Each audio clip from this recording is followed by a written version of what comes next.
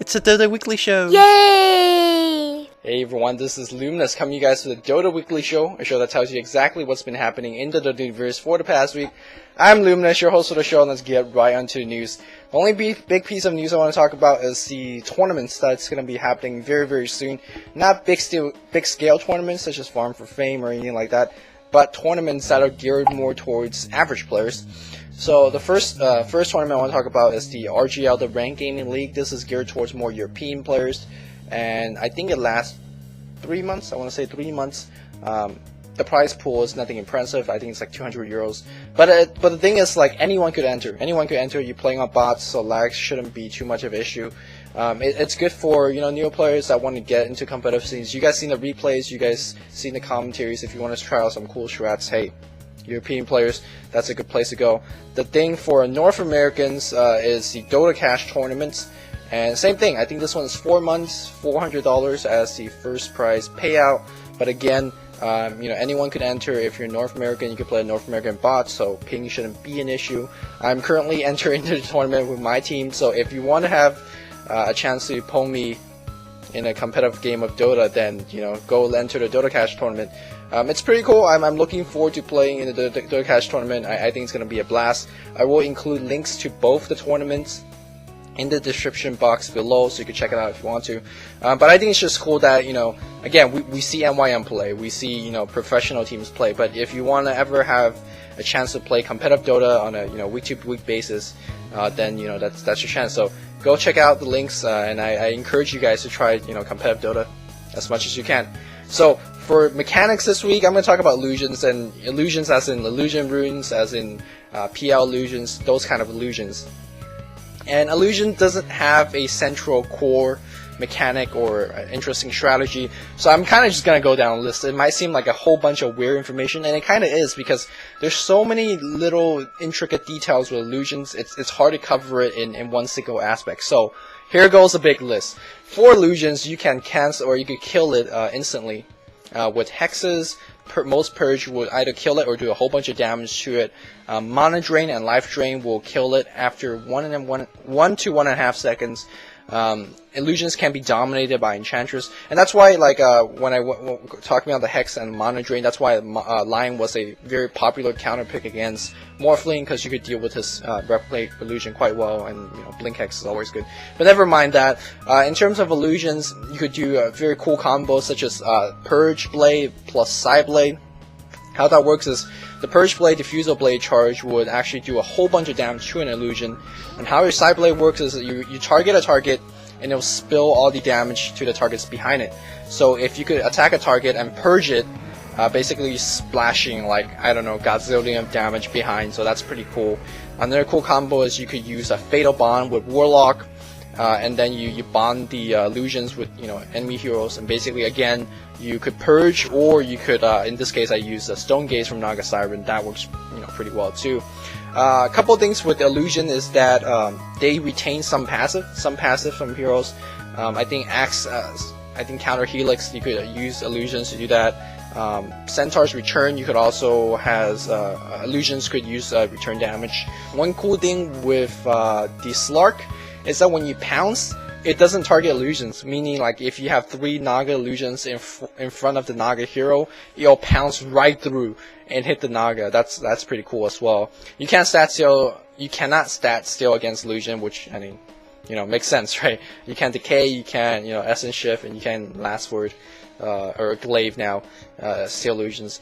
Pretty cool thing is for illusions, you don't draw any aggro if you attack illusion, so that's a pretty good way to tell if your opponent's sending 3 illusions that you want to know which one is the real one with illusion rune in the early game.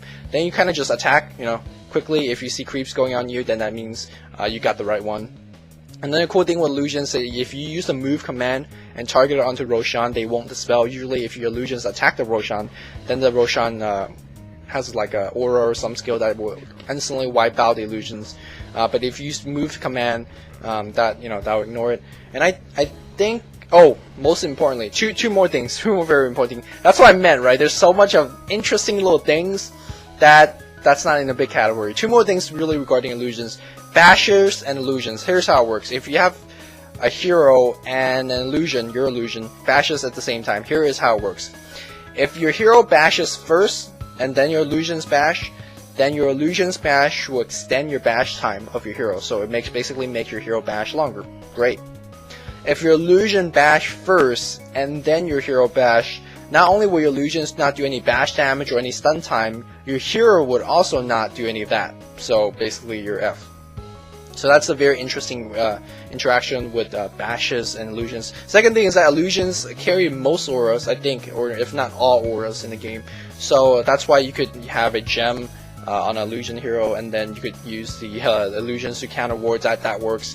You could have radiance on PL. You know, that's why it works. That's why your PL illusions carry the radiance aura. You could have AC aura, but say any aura in the game most of them should be usable by illusion heroes. So you might want to consider it as part of your strategy. Maybe not. I don't know. It's up to you.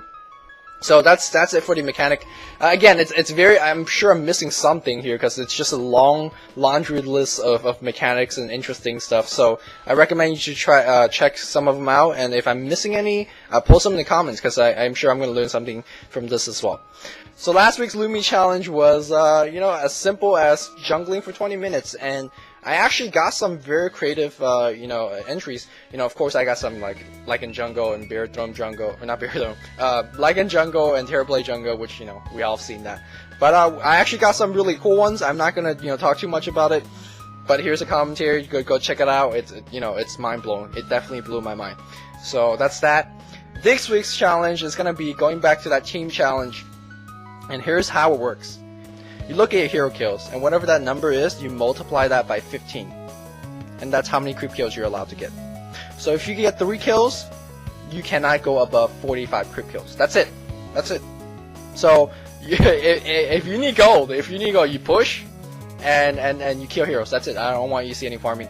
Neutral kills will count towards that number, so type -CS to find out what your neutral kill is. You'd be like, well, Luminous, what if I'm at level 1 and I can't really kill any heroes? Fine, you know, okay, you get 5 creep kill leaving. 5.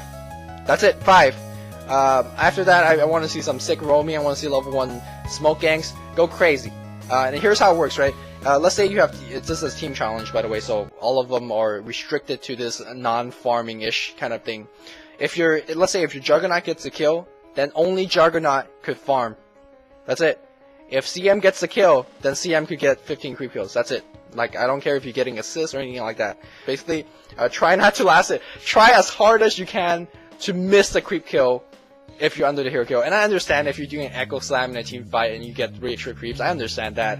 But again, if you're over some, try to make it up by getting another kill. So what I'm trying to promote is killing and pushing without killing creeps. It's that very interesting, very odd thing, right? But do try it out. I think it's gonna be fun. I think we're gonna see some weird ass situations where teams can't farm, but they're not strong enough to kill the enemy team too. That's what I'm looking for. I want to see how teams come out with that predicament. And so that's it for the Dota Weekly Show. Hope you guys enjoyed it. And until next time, as always, this is Luminous signing off. See you guys.